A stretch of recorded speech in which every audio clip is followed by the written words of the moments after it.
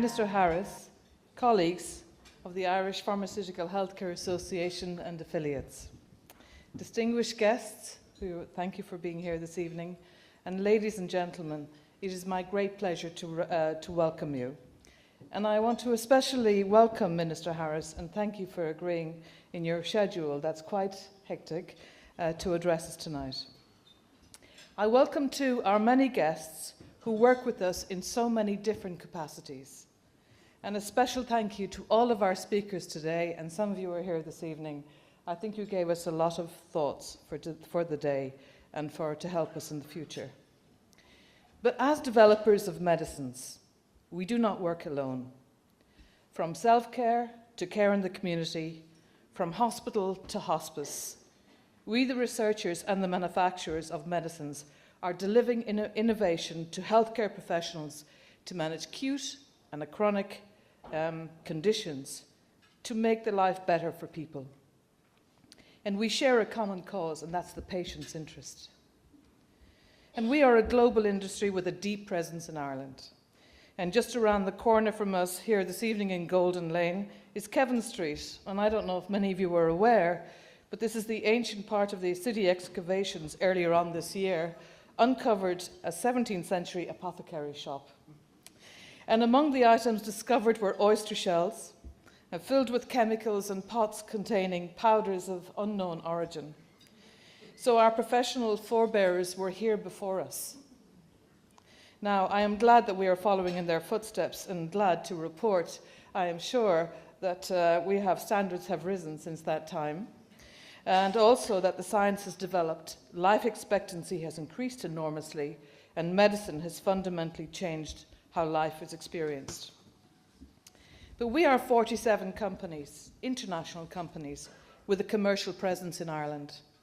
The 10 largest pharmaceutical companies in the world manufacture here. And IDA says that our investment for our industry has been investment up to $8 billion in new facilities in Ireland.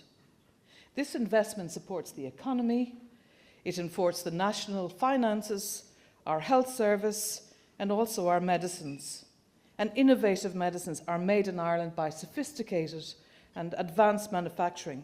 And innovation means research, it means development, and it must mean adoption. And medicines exported to Europe and the world from Ireland must be available to patients in Ireland. And medicines are an essential pillar of Ireland's claim to be an innovation island. So next February, we will again host the Biopharma Ambition Conference, and this will showcase our international innovation industry in Ireland. And we are proud to make this happen with our colleagues from Biopharmachem Ireland and NIBRT, which, as you all know, is the National Institute for Bioprocessing Research and Training. And we are really delighted, Minister, that you have agreed to address this international event with us next year. But we in IPHA, we aim to lead and deliver innovation quickly and effectively to the patient. Innovations in medicines matter. For example, the development of statins, and I know you've heard this, but we should not take it for granted. There has been a revolution in the treatment of high cholesterol, and their introduction in the 90s delivered a significant fall in mortality rates from circulatory diseases. In Ireland, between 2006 and 2015, this reduction in cardiovascular disease was 28%, and that is a big number. Not only is it a big number from the percentage point of view, but this is unquantifiable in the impact it has on the people's lives affected. In the 1980s, when HIV and AIDS were first discovered, the impact was devastating. It killed people and it drove a social stigma in society. And the first treatments were approved in 1987. But the introduction of combination antiretrovirals in 1996 transformed HIV from a terminal disease to a chronic illness. And today, a 20-year-old patient with HIV can expect to live over 70. Statins and antiretrovirals are now standard treatments, in fact mostly off patent now, with price reductions after patent expiry. Society benefits from innovations where patents were protected up to 10 years. But it is vital that we maintain the intellectual property rights in Europe that support continuous innovation and investment in research. And we look to the Irish government to support pharma IP initiatives in Europe as part of our economic strategy. More recently, the treatment of hepatitis C has transformed biopharmaceutical medicine, and new medicines have a cure rate of over 95% and can completely cure the disease within 3 months. And vaccines also contribute significantly to the public health agenda. And I'm sure that a lot of you had seen last week on the cancer registry report that revealed that a 5-year cancer survival rate now stands at 61% of all tumour types. This is up from 44% between 1994 and 98. And this is due to earlier diagnosis, improved treatments, targeted treatments of tumours. And of course, last week, I'm sure also some of you will have seen the TV broadcast which talked about 2 patients who certainly are alive today because they had access to an early intervention in clinical trials. And it was quite a moving part to see that we make a difference to people's lives. And also, I mean, not only in those areas too, but our consumer healthcare provision in IPHA, they have a specific agenda around the promotion of healthy living in Ireland and providing the best possible and most appropriate solutions when we become unwell. And they are working very, very hard to amplify the self-care message which empowers patients to manage their own healthcare needs. And we want to work more closely with your department, Minister, and also the Irish Pharmacy Union to better understand to promote self-care and the important role that pharmacy can play for patients in Ireland. And the innovation, the science, the work, the trial, the efforts, the failure, the renewed effort to overcome failure again is work in progress over decades for innovation. And IPHA members this year have provided their HSE with their horizon scans of new medicines between 2017 and 2019. There are over 70 medicines. And rather than looking at this merely in cost terms, let us consider the value and the healing for patients who can benefit from them. So about 1/3 of these medicines are for cancers, including innovative therapies for lung cancer, breast cancer, leukemia and more, therapies for cardiovascular disease, arthritis, asthma, diabetes, skin conditions, rare diseases, and a number of pediatric indications. This is just to name a few. But timelines matter. Illness is not a stationary object. Illness is a biological dynamic. It is always changing for better, for worse.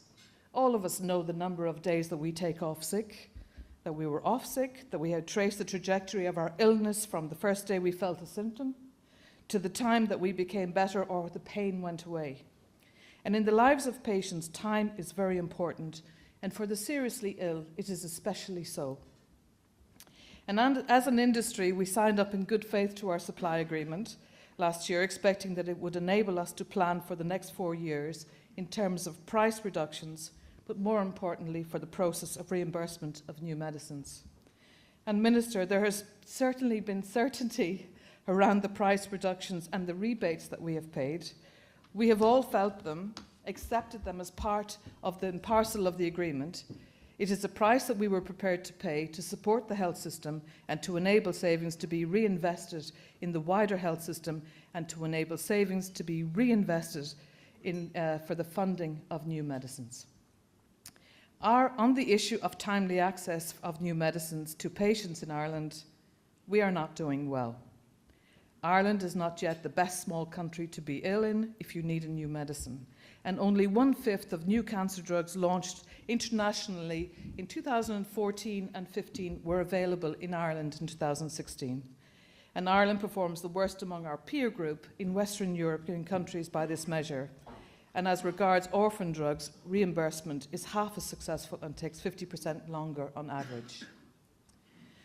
So prices and spending of medicines in Ireland are at the average of 14 European reference countries, but availability of new medicines is the slowest. It is simply not the best for patients that in some instances over 1,000 days would pass between authorisation of a new medicine for Europe and making it available with reimbursement in our Irish health services. And this is what happened to some of the 9 delayed medicines earlier on this year. And we really must do better. And as our Taoiseach said, we are at the heart of Europe. And we should expect to be among the best in Europe and to deliver what patients rightly expect. So this means that really new medicines should be available as fast as other patients, millions in other countries like Germany, UK, Austria, Sweden, for example. And patients and families do not distinguish between us.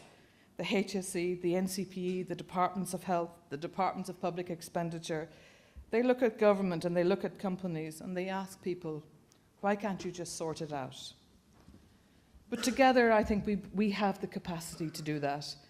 We share with others the view that stop-start annual budgeting is not the smartest for sustaining healthcare. A multi-annual budget perspective, which we facilitate with our agreement and horizon scanning, is ever more important. And yes, a reasonable and sustained level of multi-annual exchequer funding must be part of the solution. Why? Because we are doing our part to create headroom for new IPHA medicines with substantial savings and about over 200 million in 2018 and over 785 million over 4 years.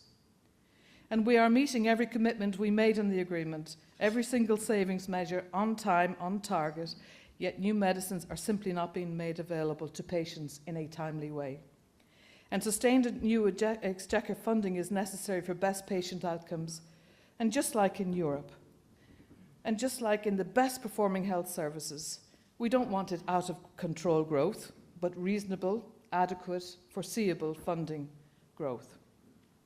So we really do want to work with you, Minister, and all the stakeholders to find a way to define a clear process for the access of new medicines for Irish patients.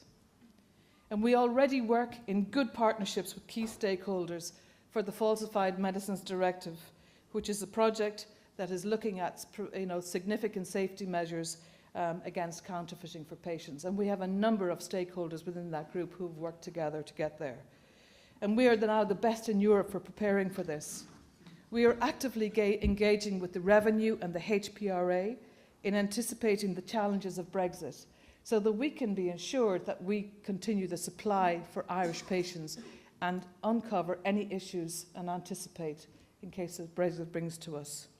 So we want to be a partner in finding solutions and to find a way ahead for the timely delivery of new innovative medicines for Irish patients.